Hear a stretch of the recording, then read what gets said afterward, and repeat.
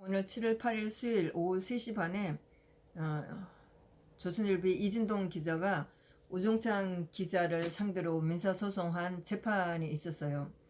오늘은 이진동 기자가 나왔어요. 그리고 지난번에는 이진동 기자가 나오지 않았고 우기자, 피고인인 우기자도 나오지 않았었는데 오늘은 이진동도 나왔고 당연히 우종찬 기자도 나왔어요.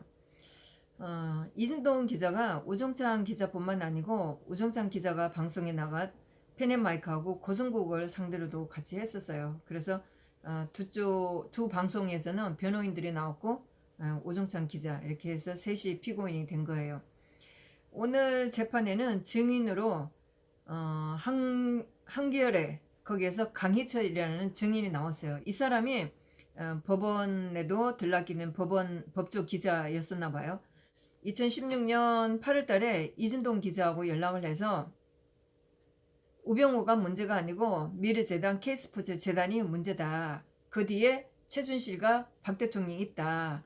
이렇게 알려준 걸 보고 알려준 것을 듣고 김의겸을 이진동 기자한테 소개해줬다는 거예요. 우종찬 기자가 직접 그 증인에 대해서 신문을 했어요. 그러면서 그 당시에 파견 검사고 다른 기관의 파견 검사이고 검찰 업무를 하고 검찰 사무를 보고 검찰 수사까지 하는 이렇게 겸직을 하는 그런 검찰이 누구냐. 그러면서 현재에도 그런 검찰이 있느냐 물으니까 오늘 나온 증인이 물론 그런 사람들이 있다. 그러면서 이제 우종찬 기자가 예를 들어서 우종찬 기자가 그런 사람이 지금 누구냐 물으니까 그 얘기는 하질 않고 직접 알아보라 이렇게 얘기를 했어요. 그러면서 그 자기네가 책에서 말한 검찰 A가 윤석열이 아니고 이 사람은 검찰을 퇴직하고 지금 현재 변호사로 일을 하고 있다. 그러면서 그 사람이 실명을 말하지 않겠다. 본인이 그걸 원하지 않는다. 이러는 거예요. 당연히 그렇겠죠. 그게 설사 윤석열이면 말하겠어요? 윤석열이라고 말을 하겠어요? 그래서 판사가 실제로 이 명예훼손이라고 하는데 그 검찰 A가 윤석열인지 아닌지 또 그 당시에 윤석열은 지금처럼 그렇게 뭐 이름 난 사람도 아니었는데 그게 그렇게 중요하냐. 검찰 A가 윤석열이인지 아닌지 이게 무슨 명예훼손이 되느냐. 이렇게 얘기를 하니까 이진동이가 검찰 A가 윤석열이다 아니다 이게 중요한 게 아니고 검찰의 지시를 받고 기사를 썼다 이게 문제가 된다는 거예요. 그러면서 기자로서 명예훼손이 문제가 되고 자존심의 문제다 이렇게 얘기를 하는 거였어요. 그러면서 우종찬 기자가 아직도 고성국도 마찬가지로 아직도 방송을 하고 있고 책도 있다 이렇게 얘기를 하는 거예요.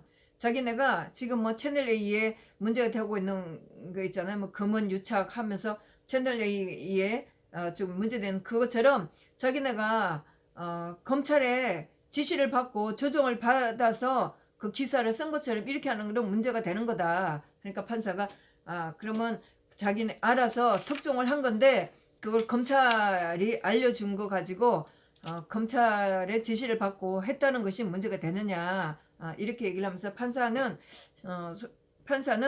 어떤 게 명예훼손이 된다는 건지 이해를 못하는 식으로 얘기를 했어요. 그러면서 그 내용을 다시 한번 다듬어 달라 이제 이렇게 얘기를 했어요. 우종찬 기자가 6월 24일 날 그 준비 서면을 내면서 증인들을 4명을 신청을 했으나 봐요. 오늘 나온 강희철, 그 다음에 김의겸, 윤석열, 그 다음에 또 윤종용 씨라는 사람인데 이 사람은 누군지 잘 모르겠어요. 근데 판사는 뭐 이 사람들이 직접적인 증인도 아닌데 불러야 되느냐.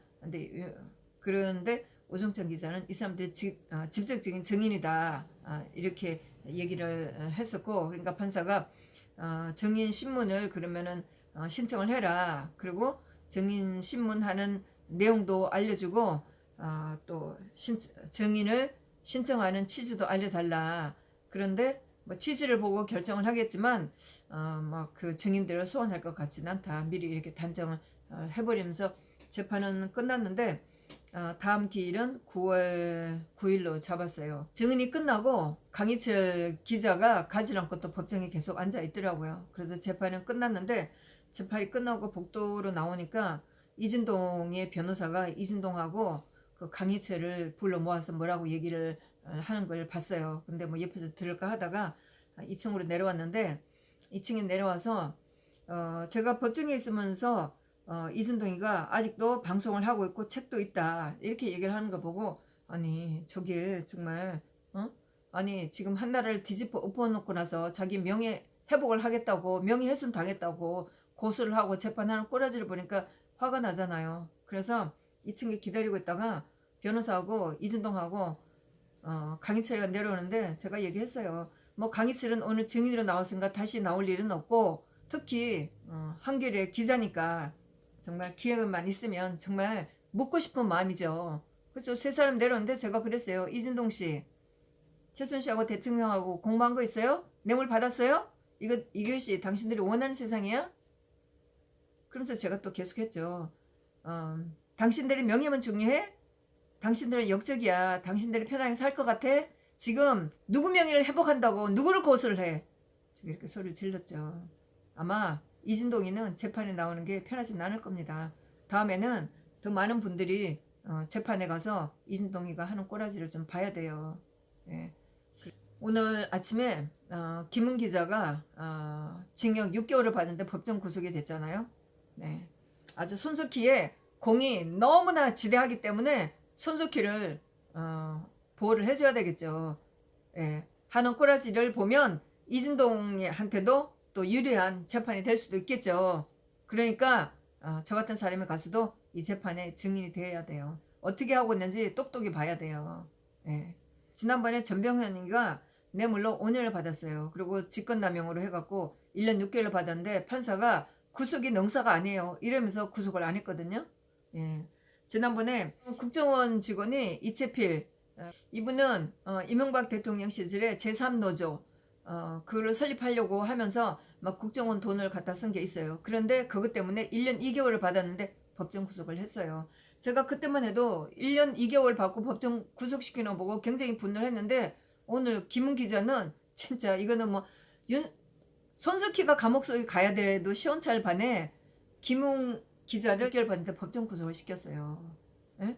너무나 황당하고 너무나 기가 막힌 미친 세상이죠. 그래서 뭐 이진동이가 우중찬 기자를 상대로 해서 1억 원 손해배상 민사소송을 했는데 재판이 어떻게 될지를 봐야죠. 예. 손석희의 공을 인정해줘서 누구도 손석희를 손 못대게 이 나라가 아주 철저하게 지켜주고 보호해주고 있다는 것을 오늘 김은 기자를 구속하는 걸 보고 분명히 똑똑하게 지켜봤죠. 다음 주 7월 17일 날 우정찬 기자 선고도 있어요. 조국이가 고소한 건이에요.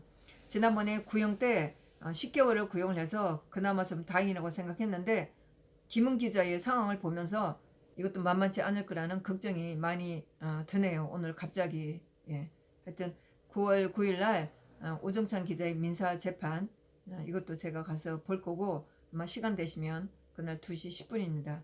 예, 오셔서 이진동에 한번 꼬라지를 보시기 바랍니다. 네, 감사합니다.